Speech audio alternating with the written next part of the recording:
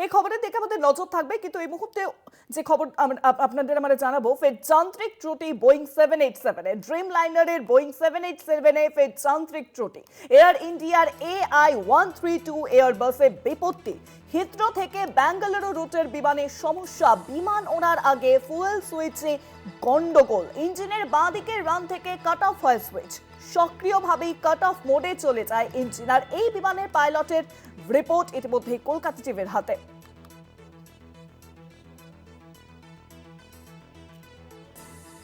পাইলটের report, তিনি যে report দিয়েছেন সেই রিপোর্ট আপনাদেরকে দেখাচ্ছি। সেই রিপোর্ট আমাদের হাতে ইতিমধ্যে এসেছে। আরো বিষয়ে জানবো, এখন সরাসরি রয়েছে নিউজরুম থেকে প্রতিনিধি অরিত্র ঘোষ। অরিত্র, ফের যান্ত্রিক ত্রুটি বোয়িং 787 এর ড্রিম লাইনারের, আর ইতিমধ্যেই পাইলটের তরফে একটি রিপোর্ট দেওয়া হয়েছে, সেই রিপোর্টও আমাদের হাতে। হ্যাঁ দেখো, বিষয়টা খুব স্পর্শকাতর একটা বিষয়। তার কারণ বেশ কয়েক মাস আগে আহমেদাবাদে ঠিক এই বোয়িং 787 বিমানের এক ভয়াবহ দুর্ঘটনার স্মৃতি এখনও মানুষের মধ্যে দগদগে রয়েছে।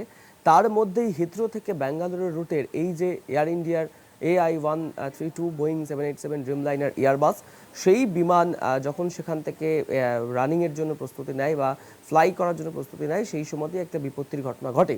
এবং সেই ফ্লাইট যারা ক্যাপ্টেন ছিলেন বা পাইলট ছিলেন, তাদের যে রিপোর্ট, সেই সমস্যার কথা তুলে ধরে সেই রিপোর্ট কিন্তু আমাদের হাতে এসে পৌঁছাচ্ছে। এবং রিপোর্টে বেশ কিছু গুরুত্বপূর্ণ লাইন রয়েছে যেগুলো ইন্ডিকেট করছে যে ফুয়েল সুইচ, বিমানের একটি ফুয়েল সুইচ রয়েছে, সেই ফুয়েল সুইচ অটোমেটিক রান থেকে কাট অফ মোডে চলে যায়। পরবর্তী ক্ষেত্রে পাইলটরা চেষ্টা করার পরেও সেটি কিন্তু অটোমেটিক্যালি স্বয়ংক্রিয়ভাবে কাট অফ হয়ে যায়। ঠিক কী ঘটনা ঘটেছিল সেই বিমানের চালকদের যে রিপোর্ট, সেই রিপোর্ট থেকে যেটা স্পষ্ট হচ্ছে যে হিথ্রো থেকে বেঙ্গালুরুতে আসা এয়ার ইন্ডিয়ার 787 বোয়িং বিমানের জ্বালানি নিয়ন্ত্রণ বা ফুয়েল কন্ট্রোল সুইচ, সেই সুইচে সমস্যা দেখা দেয়। এরপরেই বিমানের উড়ান সেখানে বাতিল করা হয়। এবং যে ঘটনা সেখানে ঘটে যেটা স্পষ্ট উঠে আসে যে এই VTANX ইঞ্জিন শুরুর সময় বিমানের বাঁ দিকের ইঞ্জিনের জ্বালানি নিয়ন্ত্রণ সুইচ দুবার চেষ্টা করার পরেও রান অবস্থানে লক করতে ব্যর্থ হয়। অর্থাৎ এই যে ফুয়েল ইঞ্জিনের সুইচ রয়েছে, যখনই সেই সুইচটাকে রান মোডে আনা হবে বা লক করা যাবে, সেই সময় বিমানটা ফ্লাই করতে পারে। কিন্তু সেই রান মোডে আনতে গিয়ে দুবার ব্যর্থ হয় বিমানের যারা পাইলট ছিলেন তারা। সেই বিষয়টি তারা উল্লেখ করেন তাদের রিপোর্টে। পাশাপাশি দেখা যায় যে কাট অফ স্বয়ংক্রিয় অবস্থাতে রান না হয়ে, রান অবস্থানে লক না হয়ে কাট অফ মোডে চলে যায়। এবং অসাবধানতাবশত যদি কোনো কারণে ইঞ্জিন বন্ধ হয়ে যায় ফ্লাই করার পর, তাহলে সেক্ষেত্রে বড়সড় দুর্ঘটনা ঘটে পারত। এবং এই গোটা বিষয়টি যখন সামনে উঠে আসে, সেই সামনে উঠে আসার পরেই কিন্তু বিষয়টি নিয়ে DGCA একটা ইন্টারনাল তদন্ত করে। এবং DGCA তরফ থেকে সেই তদন্তের যে রিপোর্ট, সেই রিপোর্টও তারা কিন্তু সামনে আনে। কিন্তু এই যে ঘটনা ঘটেছে বলে পাইলটরা তাদের রিপোর্টে জানাচ্ছেন, এয়ার ইন্ডিয়ার এই যে পাইলট, সেই ঘটনাটি কার্যত অস্বীকার করছেন DGCA। কিন্তু DGCA উল্টো দিক থেকে তারা নিজেদের রিপোর্ট দিচ্ছেন এবং সেই রিপোর্টে তারা বেশ কিছু গুরুত্বপূর্ণ কথা উল্লেখ করছেন। তারা যেটা বলছেন যে DGCA যে রিপোর্ট, সেই রিপোর্টে একদিকে যেমন এই গোটা ঘটনার কথা অস্বীকার করা হচ্ছে, তার পাশাপাশি বেশ কিছু পরামর্শ তারা দিচ্ছেন এয়ার ইন্ডিয়ার যারা ক্রু রয়েছেন তাদেরকে। খুব উল্লেখযোগ্যভাবে DGCA যে রিপোর্ট, সেই রিপোর্টে তারা বলছেন যে director general of civil aviation, যে যান্ত্রিক কোনো রকম ত্রুটি ধরা পড়েনি, তবে এই সুইচটিতে ভুলভাবে প্রয়োগ করলে, অর্থাৎ যে ফুয়েল সুইচ, সেই সুইচে যদি ভুলভাবে প্রয়োগ করা হয় তাহলে এই ধরনের সম্ভাবনার কথা ঘটতে পারে। DGCA যে এক্স হ্যান্ডেল, সেখানে তারা যে বিবৃতি দিচ্ছে, সেখানে তারা লিখছেন যে এয়ার ইন্ডিয়ার বোয়িং 787-8 বিমান VTANX, যা লন্ডন থেকে বেঙ্গালুরু আসছিল, ইঞ্জিন স্টার্টের সময় লন্ডনে দেখা যায় যে হালকা চাপ দিলে ফুয়েল কন্ট্রোল সুইচটি রান অবস্থানে থাকছে না। এবং তৃতীয় চেষ্টায় এই সুইচটি রান অবস্থানে ল্যাচ হওয়ার পরে পরবর্তী ক্ষেত্রে স্টেবল হচ্ছে, অর্থাৎ স্থিতিশীল থাকছে। বিবৃতিতে আরও বলেছেন DGCA যে বাম এবং ডান দিকে দুদিকে সুইচই পরীক্ষা করে সন্তোষজনক ফল পাওয়া গেছে, অর্থাৎ সেরকম কোনো ত্রুটি পায়নি DGCA। লকিং টুথ বা পল সম্পূর্ণভাবে বসে গিয়েছিল, রান থেকে কাট অফে স্লিপ করছিল না। এবং এই সুইচগুলি যে বেস প্লেট রয়েছে, সেই বেস প্লেটের সমান্তরালে পূর্ণ চাপ দিলে তবেই সুইচটি স্থির থাকে। কিন্তু ভুল অ্যাঙ্গেল থেকে, বিশেষ করে বুড়ো আঙুল বা অন্য কোনো আঙুল দিয়ে যদি চাপ দেওয়া হয় বেস প্লেটের, তাহলে সেক্ষেত্রে সুইচটি সহজে রান থেকে কাট অফে সরে যেতে পারে। এবং বেশ কিছু পরীক্ষার পরে DGCA যেটা জানিয়েছেন তাদের রিপোর্ট থেকে যে এই যে গোটা প্রক্রিয়া, সেই গোটা প্রক্রিয়া বাকি অংশ যাওয়ার আগে ক্রুরা, অর্থাৎ ফ্লাই করার আগে ক্রুরা পরীক্ষা করে নিশ্চিত হন যে সুইচটি রান অবস্থানে ঠিকভাবে ল্যাচ রয়েছে কিনা, ইঞ্জিন স্টার্টের সময় বা তারপরে কোনো অস্বাভাবিক ইঞ্জিন প্যারামিটার বা কোনো রকম সতর্কবার্তার মেসেজ সিস্টেমে দেখা যায়নি। অর্থাৎ একদিকে যখন এই পাইলটরা, যারা সেই সময় কর্তব্যরত অবস্থায় ছিলেন, সেই পাইলটরা যে রিপোর্ট দিচ্ছেন এই ফুয়েল সুইচের গন্ডগোল বা যান্ত্রিক ত্রুটি বোয়িং 7878 ড্রিমলাইনার এয়ারবাসের, সেই রিপোর্টটি বা সেই পাইলটদের যে রিপোর্ট আমাদের হাতে এসে পৌঁছেছে, সেই রিপোর্টের পরিপ্রেক্ষিতে ডিজিসিএ গোটা ঘটনাটা খতিয়ে দেখে কিন্তু তারাও একটি রিপোর্ট দিয়েছে, কিন্তু তারা এই গোটা ঘটনাটা কার্যত অস্বীকার করেছেন এবং এর মধ্যে কোনো অস্বাভাবিকতার লক্ষণ তারা খুঁজে পাননি। উল্টে এয়ার ইন্ডিয়াকে তারা যেটা পরামর্শ দিয়েছেন যে সমস্ত ক্রুরা রয়েছেন এই কাজের সাথে যুক্ত, তাদের যাতে সঠিকভাবে প্রশিক্ষণ দেওয়া হয়। সব মিলিয়ে আহমেদাবাদের স্মৃতি এখনও মানুষের মধ্যে দগদগে রয়েছে। তার মধ্যেই এই বোয়িং 7878 যে ড্রিমলাইনার, সেই ড্রিমলাইনারে বারবার বিপত্তির ছবি ধরা পড়ছে এবং নেট মাধ্যম থেকে শুরু করে সামাজিক মাধ্যমের একটা অংশ দাবি তুলছেন যে এই যে বোয়িং 7878 যে বিমানের মডেল রয়েছে, এই মডেল দ্রুততার সাথে সাথে বাতিল করা হয়। সব মিলিয়ে আহমেদাবাদের এক ঘটনার পরে কিন্তু আবারও একটা বড়সড় দুর্ঘটনার হাত থেকে রক্ষা পেল এই বিমান, সেটা বলাই যেতে পারে। সেই জায়গাতে অরিত্র আমরা দেখছি যে বিমানের পাইলটের রিপোর্ট, যে রিপোর্ট তিনি প্রকাশ এনেছেন তা কলকাতা টিভির হাতে এসেছে, কিন্তু রিপোর্টে স্পষ্ট উল্লেখ রয়েছে যে ইঞ্জিনের এই গন্ডগোলের কথা, যদিও গোটা বিষয়টি অস্বীকার করছে কিন্তু ডিজিসিএ, এবং সেই গোটা বিষয়টি ডিজিসিএ পরীক্ষা করে রিপোর্টও দিয়েছে।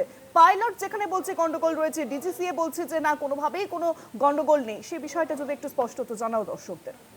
দেখো, এই গোটা বিষয়টা আমি তোমাকে এতক্ষণই সেই বিষয়টা নিয়ে আলোচনা করছিলাম যে যেখানে পাইলটরা যারা অন ডিউটি অবস্থায় রয়েছেন, তারা ফ্লাইট ইঞ্জিন স্টার্ট করার সময়তে গিয়েই যখন এই ফুয়েল সুইচের একটা সমস্যা দেখতে পাচ্ছেন, সেই রিপোর্ট তারা পেশ করছেন তাদের অথরিটির কাছে, বা লগবুক, সোজা কথা এটা রিপোর্ট না হয়ে লগবুক বলা হয়। তার কারণ যে ক্ষেত্রে যখনই কোনো ফ্লাইট এরকম স্টার্ট হয় বা ফ্লাইট টেক আপ করে, প্রত্যেকটি ক্ষেত্রে সে কেবিন ক্রু থেকে শুরু করে এয়ার হোস্টেস যারা রয়েছেন বা পাইলট, প্রত্যেকের লগবুক মেনটেন করতে হয় যে কোন অবস্থায় পাইলট তারা স্টার্ট করেছেন, সেই সময় ল্যাটিটিউড লংটিটিউড কত ছিল, টেম্পারেচার কেমন ছিল, কোনো রকম যান্ত্রিক ত্রুটি হয়েছে কিনা, এরকম একটা বিস্তারিত লগবুক শিট তাদের তৈরি করতে হয়। সেই লগবুক শিটের যে রিপোর্ট, সেই রিপোর্টটাই যখন সামনে আসছে এবং সেখান থেকেই যেটা বোঝা যাচ্ছে যে এই যে এয়ার ইন্ডিয়ার বোয়িং 787 ড্রিমলাইনার এয়ারবাস, যেটা হিথ্রো থেকে ব্যাঙ্গালোর আসার কথা ছিল, তার ফুয়েল সুইচে গন্ডগোল রয়েছে। তারপরে কিন্তু ডিজিসিএ এটা তদন্ত শুরু করে। ডিজিসিএর কাছে খবর যাওয়ার পরে ডিজিসিএ এই বিষয়টি নিয়ে তদন্ত শুরু করে। তদন্ত শুরু করার পর তারা যে রিপোর্ট দিচ্ছে, তারা সেখানে বলছেন কোনো রকম ত্রুটি ছিল না, হয়তো ভুলভাবে কোনো রকম প্রয়োগ হয়েছিল বা সুইচে চাপ দিয়েছিলেন এই কর্তব্যরত পাইলটেরা, সেই কারণে হয়তো এই ধরনের বিপত্তি দেখা গিয়েছে। বা অনেক ক্ষেত্রে টেকনিক্যালি বেস প্লেট সরে যাওয়া বা ভুল অ্যাঙ্গেল থেকে সুইচ প্রেস করা, এই ধরনের বেশ কিছু কথা তারা তাদের রিপোর্টে লিখছেন। একই সাথে তারা এটাও বলছেন যে এয়ার ইন্ডিয়া যে সমস্ত ক্রুরা রয়েছেন, তাদের যেন সঠিকভাবে প্রশিক্ষণ দেওয়া হয় এই সমস্ত বিষয়গুলি হ্যান্ডেল করার জন্য। অর্থাৎ অ্যাকচুয়ালি কী ঘটনা সেখানে ঘটেছে, সেই বিষয়টা নিয়ে কিন্তু এখনও ধোঁয়াশা রয়েছে বলা যেতেই পারে। তার কারণ যেখানে পাইলটরা রিপোর্ট দিচ্ছেন এরকম, সেই জায়গায় গিয়ে ডিজিসিএর এহেন বক্তব্য বা ডিজিসিএর এহেন রিপোর্টের কী মানে রয়েছে, সেই বিষয়টা এখনও কিন্তু স্পষ্ট নয়। অনেক ধন্যবাদ অরিত্র। নিউজরুম থেকে ছিলেন প্রতিনিধি অরিত্র ঘোষ। ফের যান্ত্রিক ত্রুটি বোয়িং 787, এখনো পর্যন্ত আহমেদাবাদের যে স্মৃতি তা একেবারে দগদগে মানুষের মনে। ফের সেই আবহে যান্ত্রিক ত্রুটি বোয়িং 787 ড্রিমলাইনারে। এয়ার ইন্ডিয়ার AI-132 এয়ারবাসের বিপত্তি। হিথ্রো থেকে ব্যাঙ্গালুরু রুটে বিমানের সমস্যা দেখা যায়। বিমান ওড়ার আগে ফুয়েল সুইচে গন্ডগোল। ইঞ্জিনের বাঁ দিকে রান থেকে কাট অফ হয় সুইচ এবং সক্রিয়ভাবে কাট অফ মোডে চলে যায় ইঞ্জিন। আর এই বিমানের পাইলটের রিপোর্ট কলকাতা টিভির হাতে ইতিমধ্যে এসেছে। রিপোর্টে স্পষ্ট উল্লেখ ইঞ্জিনের এই গন্ডগোলের কথা, যদিও গোটা বিষয়টি অস্বীকার করেছে ডিজিসিএ।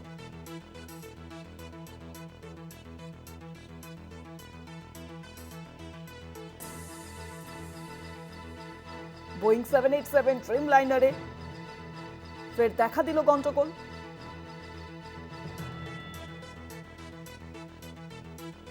এয়ার ইন্ডিয়ার AI-132 এয়ারবাসে গন্ডগোল। ফের যান্ত্রিক ত্রুটি বোয়িং 787 ড্রিমলাইনারে। আহমেদাবাদের স্মৃতি যেখানে দগদগে, সেই আবহেই ফের বোয়িং 787 ড্রিমলাইনারে এবার গন্ডগোল। হিথ্রো থেকে বেঙ্গালুরু রুটের বিমানে দেখা যায় সমস্যা। বিমান ওড়ার আগে ফুয়েল সুইচে গন্ডগোল। হিথ্রো থেকে বেঙ্গালুরুর উদ্দেশ্যে যাচ্ছিল সেই ফ্লাইট। আর এই বিমানের পাইলটের রিপোর্ট ইতিমধ্যেই কলকাতা টিভির হাতে, যদিও ডিজিসিএ ইতিমধ্যেই ঘটনার তদন্ত করে জানিয়েছে যে এরকম কোনো সমস্যার সম্মুখীন হতে হয়নি সেই বিমানকে।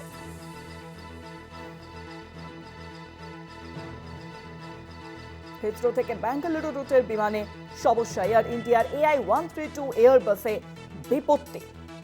বিমান ওড়ার আগে ফুয়েল সুইচে গন্ডগোল। হিথ্রো থেকে বেঙ্গালুরুর উদ্দেশ্যে যাচ্ছিল এবং এই বিমানের পাইলটের রিপোর্ট কলকাতা টিভির হাতে।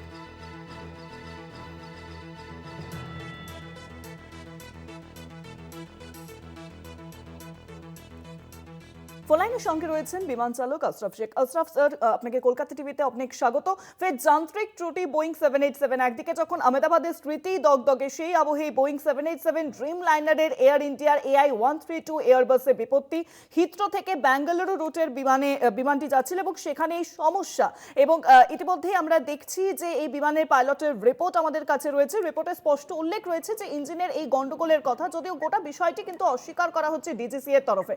কিভাবে দেখছেন পুরো বিষয়টি? নমস্কার। নমস্কার আমার স্যার। কাছে খবর এসছে যে এয়ারক্রাফট AI-132 ব্যাঙ্গালোর থেকে হিথ্রো থেকে ব্যাঙ্গালোর আসছিল। সেই এয়ারক্রাফটে ওই ফুয়েল সিলেক্টর সুইচে আবার গোলযোগ ধরা পড়েছে। ওখানে ক্যাপ্টেন যেটা মেনটেন্যান্স রিলিজ যেটা রিপোর্টে লিখেছে, ক্যাপ্টেন কুমার গৌরব এটা ফ্লাইট কমান্ডিং করছিলেন। তো এটা হয়েছে গ্রাউন্ডে, যেটা খবর আমরা পেয়েছি। আর সেখানে উনি ফুয়েল সিলেক্টরটাকে রানে নিয়ে গেল, রান থেকে ওটা আবার কাট অফ পজিশনে চলে এসেছিল। ওটা আবার উনি চেষ্টা করলেও ওটা উনি কাজে অকেজো হয়েছে যে উনি রানের জায়গায় রাখতে পারেননি, ওটা আবার খুলে কাট অফ পজিশনে চলে এসছে। আর এটাই যদি যেটা উনি ওনার এয়ারক্রাফট মেনটেন্যান্স রিলিজে যেটা উনি উল্লেখ করেছেন, এটাই যদি সত্যি হয়, এটা একটা খুবই বিপজ্জনক সংকেত। এটার জন্য ডিজিসিএ কে ইমিডিয়েটলি অ্যাকশন নেওয়া দরকার আছে। প্রত্যেকটা যতগুলো ড্রিম লাইনার, এটা 787 এয়ারক্রাফট, যতগুলো ড্রিম লাইনার আছে ইন্ডিয়াতে, আমার মতে গ্রাউন্ড করা উচিত, করে ইনভেস্টিগেশন করা উচিত, করে এটা যদি সেফ টু ফ্লাই হয় তখনই ফ্লাই করা উচিত। এটা আমার ব্যক্তিগত মতামত। কারণ এই একই জিনিস হয়েছিল 171 যে এয়ারক্রাফট আহমেদাবাদে, আপনারা জানেন, যেটা অ্যাক্সিডেন্ট হয়েছিল। সেটা কিন্তু এই অনেকেরই যখন আমরা আলোচনা করছিলাম, তাতে দুটো ভাগ ছিল। কিছু কিছু যারা মানে অ্যাডভাইস কি বলে, সবাই মিলে যে যার থিওরি দিয়েছিল। কেউ বলেছিল যে এটা ফুয়েল সিলেক্টরের প্রবলেম আছে, উইচ ইজ ম্যানুফ্যাকচারার মানে বোয়িং এর প্রবলেম। কেউ বলেছিল যে এটা পাইলটদের প্রবলেম, মানে হিউম্যান এরার। তো এই যদি হয়ে থাকে এই AI-132 তে, যেটা ক্যাপ্টেন গৌরব কুমার যেটা লিখেছেন, সেটা যদি সত্যি হয় তাহলে কিন্তু আমাদের যেটা AI-171 আহমেদাবাদে যেটা ক্র্যাশ হয়েছিল, সেটা কিন্তু ওই দিকেই ইশারা করে।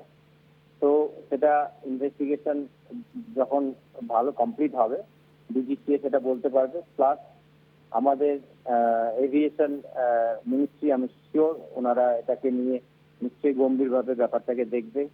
কারণ এটা তো লাইফ নিয়ে রিস্ক হয়ে যাবে। আর